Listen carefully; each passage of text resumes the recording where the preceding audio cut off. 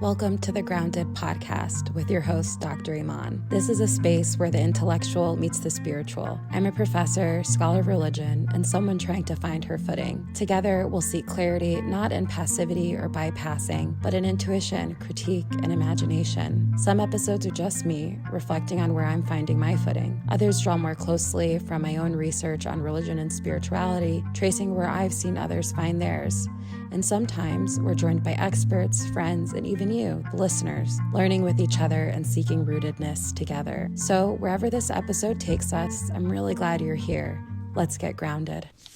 Welcome, everyone. I am your host, Iman, and I am a scholar and a professor of religion. And the first question I get when I tell people that is normally, oh, so this must mean you are a pastor or a minister, which I find very interesting and just goes to show how often religion is synonymized with Christianity. But the second question that I get asked most frequently is, what is the difference between religion and spirituality? Or it's people in a kind of confessional manner telling me, I wouldn't necessarily consider myself religious, I'm more spiritual, or I am spiritual but not religious. Now, this spiritual but not religious is probably a phrase that you have heard. It's become really popular frequently through the Pew Research Center's study of what they call religious nuns, not N-U-N-S, but N-O-N-E-S. And they started doing this research in 2007 around groups that identified as spiritual but not religious. And it has showed that right now, I think the latest one was in 2023, that about a quarter of people within the United States identify as spiritual but not religious. So I bring this up because even though I'm talking about my experience where frequently people confess to me that they are spiritual but not religious, that this is probably something you have also heard people identify as. And they frequently talk to me about this identity when they ask me, what is the difference between religion and spirituality? And so for me, as a scholar of religion, this also prompts a question of, why do people feel the need to make this distinction between religion and spirituality anyway? Because the question itself is a bit of a leading one, right? It assumes that as a scholar of religion that I would be able to differentiate between what I recognize as religion and what I recognize as spirituality. And frequently for scholars of religion, surprise, there's a lot of gray area, there's a lot of overlap. So today I wanted to share my own thinking about how I teach this question and the answer to it to my students, how I talk about it with my friends, my family, my partner, my colleagues, who also are all teaching me about the distinction, both when they ask the question and when they share with me. So I find this is one of those question spaces where I am always student and teacher, and where I love to make others also feel like a student and teacher. And so today I'm going to be thinking with Robert Orsi's Between Heaven and Earth, the Religious Worlds People Make and the Scholars Who Study Them. Now, this book was published in 2006, about 20 years ago. I'm still playing around with the format of this show, and I'm trying to assess how far back in publication timeline I'm going to go and what kinds of work I'm going to introduce you all to. I'm going to theme and rolling with having a reading for these first, I think, couple weeks of the show, because I personally find my grounding in reading. I've gotten feedback from people who I love and adore, who I respect their opinions deeply, that they want to hear less of the reading and more of my own thoughts. And I would love to hear from other people too, like what resonates. But for today, we're going to take some grounding and some reading. Normally, the academic cutoff for relevancy is between 15 and 20 years. So this does, by my standards, make the cutoff. But we're really going to be thinking with Orsi, and I'm going to be doing a lot of my own thinking alongside what I feel like he invites us into as a starting point for the conversation. And so you might be wondering, why would I pick this book that doesn't even have the term spirituality in the title? And that is because, as a scholar of religion and a scholar whose work focuses on the study of Black religion, including Islam in America, that when people ask the question, what's the difference between a religion and spirituality, I try to show them that without realizing it, that they're frequently speaking to a question that is much older than just the popularity of people identifying as spiritual but not religious, but goes back to a much older question, and that is the distinction between what is considered good religion and what is considered bad religion. I had really good success teaching this book in my Intro to Religion class, actually just a couple of weeks ago. I found that by introducing students to discussions about spirituality and religion through a good versus bad religion framework, we were able to have such a rich conversation on the good versus bad religion distinctions that they see when spirituality and religion pop up into popular culture. And so I'm hoping that it does the same for you. So let's intro Robert Orsi. Robert Orsi is the Grace Craddock Nagel Chair in Catholic Studies in the Department of Religion at Northwestern University, where he also holds a joint appointment in history. He has also served as the president of the American Academy of Religion between 2002 and 2003. He is known for his historical and ethnographic studies of American Catholicism, as well as his influential work on theory and method in the study of religion, which includes his book that we are going to be talking about today. And many of his books have received significant scholarly awards and recognition. In this book, Between Heaven and Earth, Robert Orsi is primarily concerned with putting the field of religious studies up for interrogation, critique, and review. He is pointing his finger at scholars of religion. And essentially, his central claim is that the study of religion has created a distinction between what is considered good or true religion and what is considered bad religion. And through these frameworks, the role of the scholar of religion has often been to distinguish between these two categories, and in doing so, morally discipline religions. But Orsi gives a really good history of the study of religion and shows that the study of religion has often sorted good religion from the bad religion other. And so these religious others have often been those religions that we consider world religions, and also those religions that we consider as not normative kind of Christianity. So this is include Catholics, Christian revivalist movements, of course, Muslims, religions practiced by colonized and enslaved peoples, indigenous religions, African diasporic religions. And though what has counted as good religion has shifted across time, it has largely been solidified around what he calls a Christian civic Protestantism. I want to talk about two moves that he makes that I think really help us interrogate what it is and why it is that we want to distinguish between religion and spirituality. So the first move that he makes is he says that religious studies has historically operated with a hidden moral structure that distinguishes between good religion and bad religion.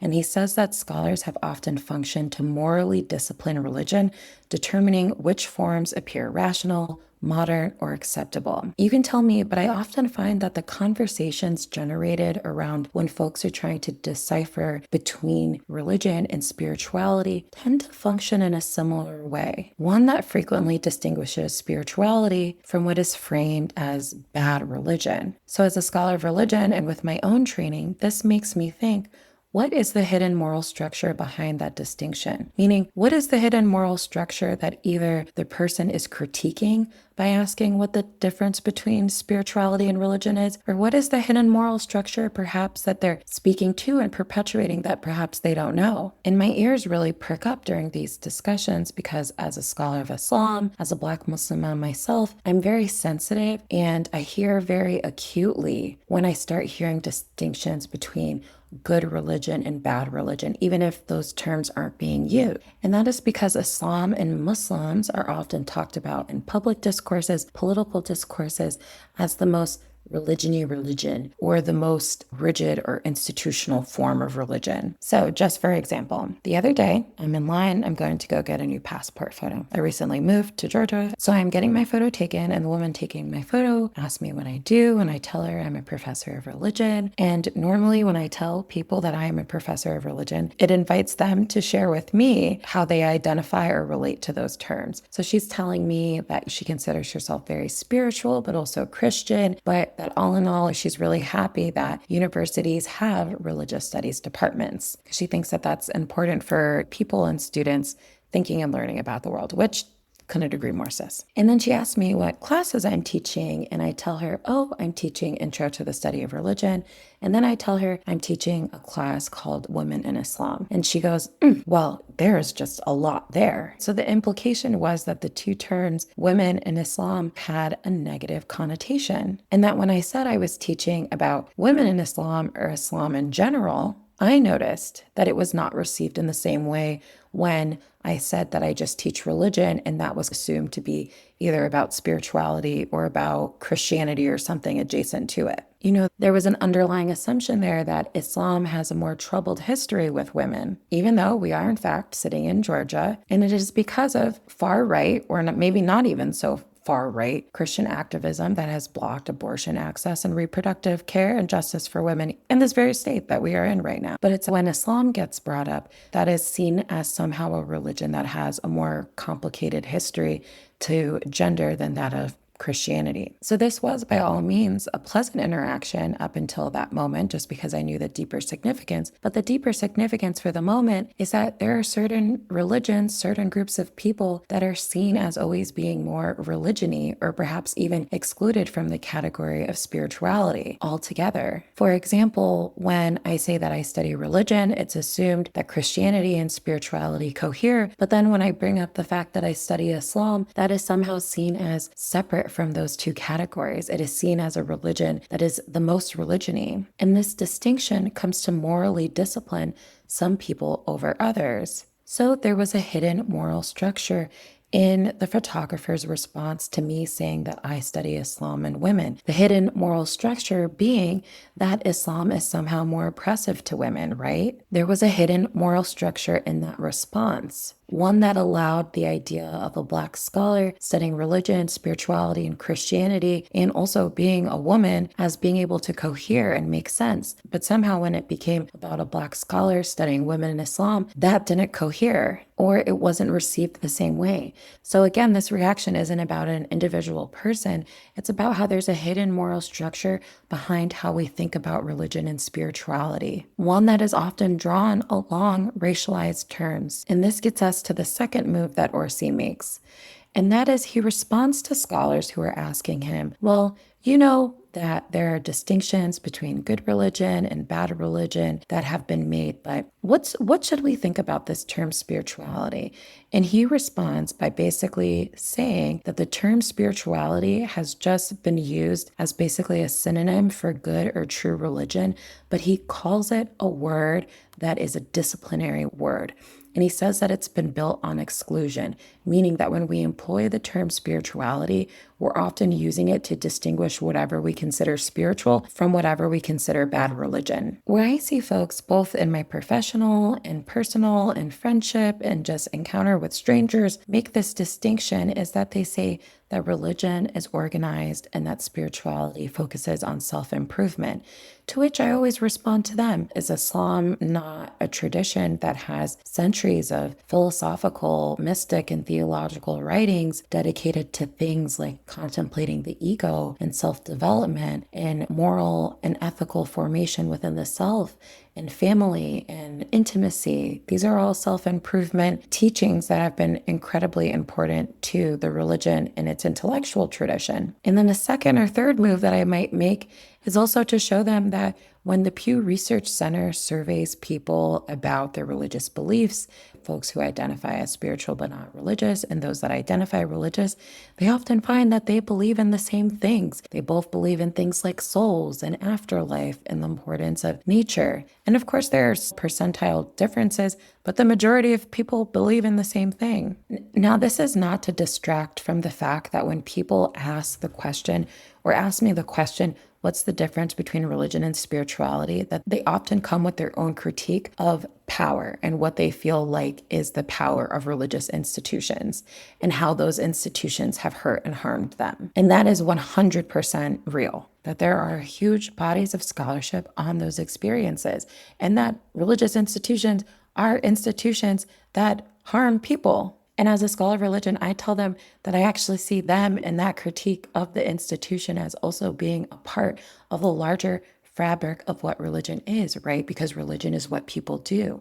So often when folks draw a distinction between religion and spirituality, they equate religion, of course, to what is organized or what is institutionalized. And as scholars of religion know, religion is not reducible to mosques, to temples, to synagogues, to churches. Religion exists beyond institutions.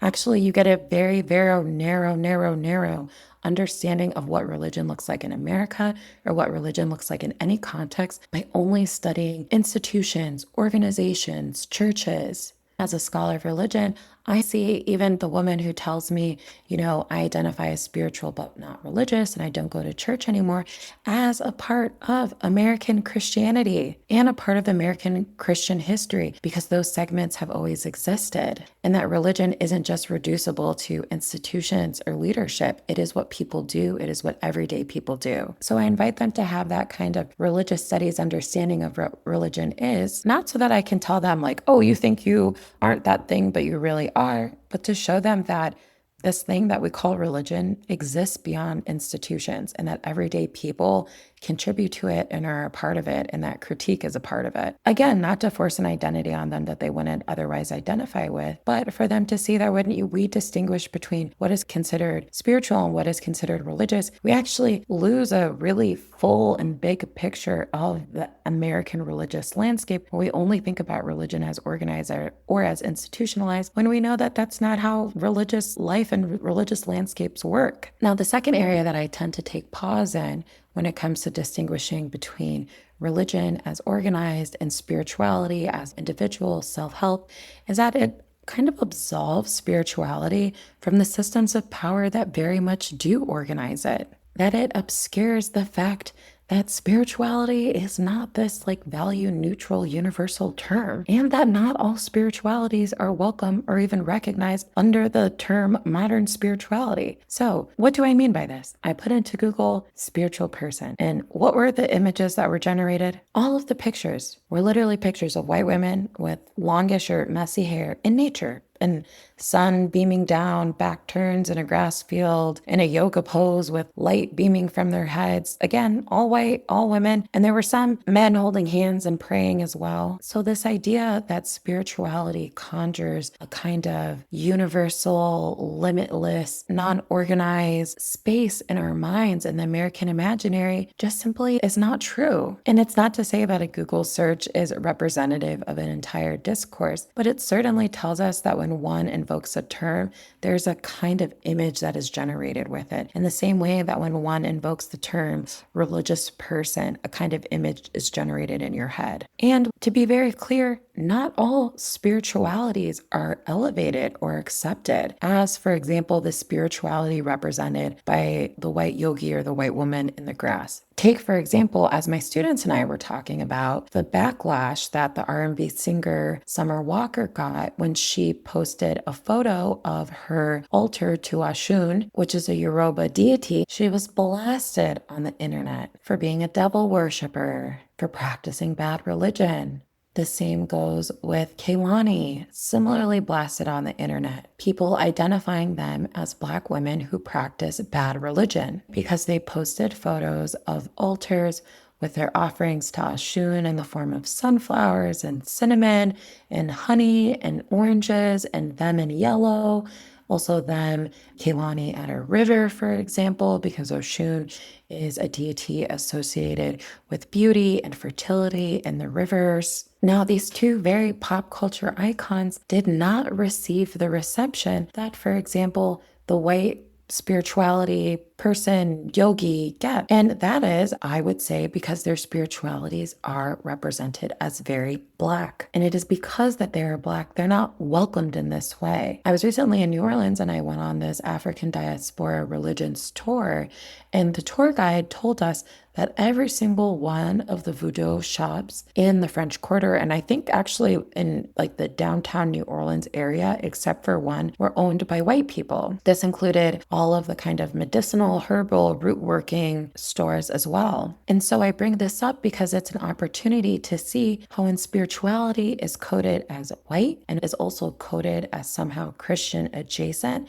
then it becomes acceptable. But when spirituality is coded, for example, like that of Summer Walker, Kehlani's, when it is not put in Christian terms, when it is very much put into an African diasporic religions or an Africana, larger kind of African diaspora framework, then that is not seen as good spirituality, right? That is considered cultish, it's considered satanic, it's considered bad religion. And so what Orsi's first point that of the idea that when we draw distinctions between good religion and bad religion, that there's a kind of moral discipline that we're doing. And his second point, that when people talk about spirituality, they're frequently just talking about good religion and using the term spiritual to discipline what they consider bad religion.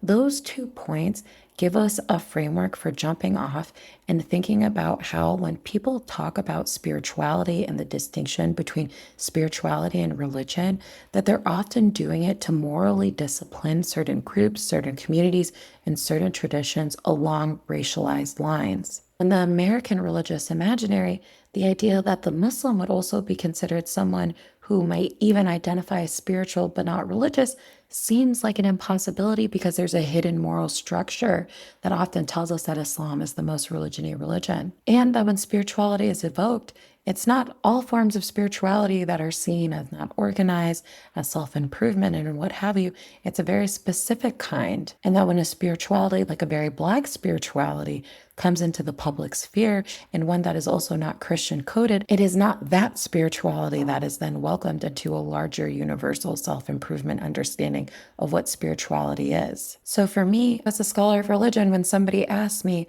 what's the difference between religion and spirituality? I feel like I cannot give an answer to that question without thinking about how the distinction between religion and spirituality has functioned to discipline people along racialized lines. That the question is actually so much more complex than any single answer can be given. And what my thinking about the distinction between religion and spirituality continues to unsettle for me is how often that distinction is employed to morally discipline what is considered good religion, whether it be spirituality, no religion at all, things that are seen as Christian, from what is bad religion, i.e. Islam, i.e. form spiritual traditions that are not white, like African diasporic religions or Orisha. It often raises the question for me, how often folks who are considered as practicing bad religion are also seen as somehow not intellectual. But at the end of the day, as a scholar of religion, I really remained fascinated by this distinction, even when it frustrates me, because it reveals how some discourses come to name and resist these kinds of hidden moral structures, while also at times perpetuating them. And so today, after all this, I am leaving feeling grounded, actually in kind of my own confusion and my head spinning. I'm thinking, oh my gosh, this is such a complex conversation. There's so much that needs to be said about this. But the swirling that is going on in my head, I think is just reflective of the swirling that happens when folks start drawing distinctions between religion and spirituality in ways that things get very, very, very messy. So I'm feeling grounded, or I'm at least trying to feel a little grounded in this messy energy. And I'm also feeling grounded in the fact that this will not be the last time that we talk about this. If you want to give me an Eid gift, you can follow me on all socials at Iman ABDK. So that's IMAN ABDK. And I am on Instagram and TikTok. And I hope that you all have an absolutely wonderful week. And I will catch you here next Monday.